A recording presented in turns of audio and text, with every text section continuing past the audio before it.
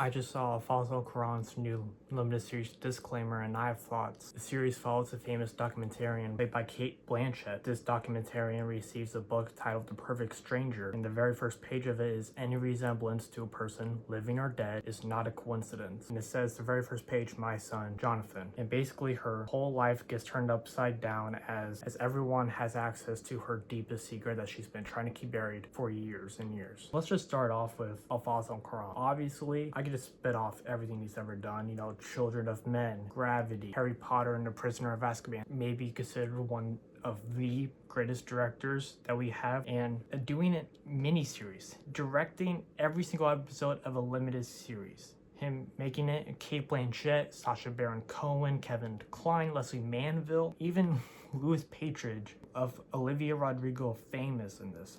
This series does not disappoint. Now, this is only the first 2 episodes, so I'm just going to be giving my general thoughts. This series, just visually alone, is the best of this year. The cinematography is absolutely insane. It's made by Emmanuel Lubezki from Gravity, Children of Men, Reverend, Birdman, like really like one of our most famous cinematographers of our time.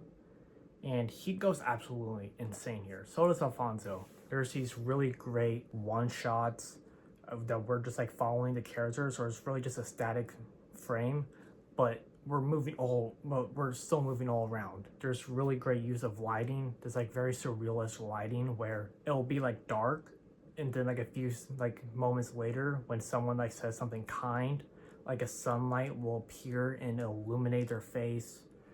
And there's just a really great use of like this like fable. This series really looks like a fable. There's like iris shots where it's basically like a small circle, and then like it gets bigger when a scene opens, or vice versa, when a scene closes it gets smaller. There's also a narration form, and I'm not the biggest on narration. I think in some cases it works, but other cases it's distracting.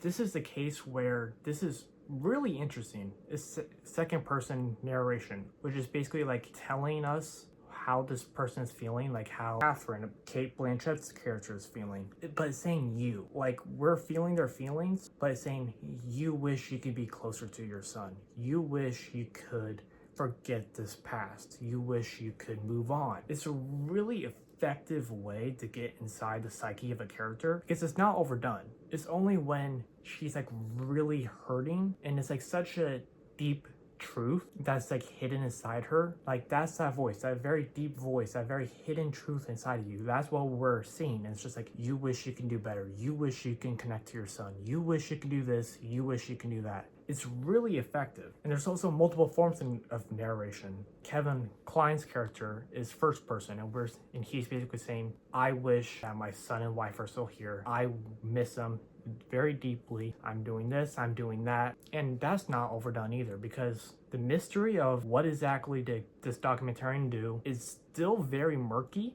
Right now, we really have no idea as to what exactly did she do, but we can already tell it is, just because of Cate Blanchett's performance, that it's awful. When Cate Blanchett gets this book, she throws up. Like, she starts reading it, her first reaction is a physical reaction. She has to throw up. That's how much guilt she feels, and that can also be like how awful of a thing she did also.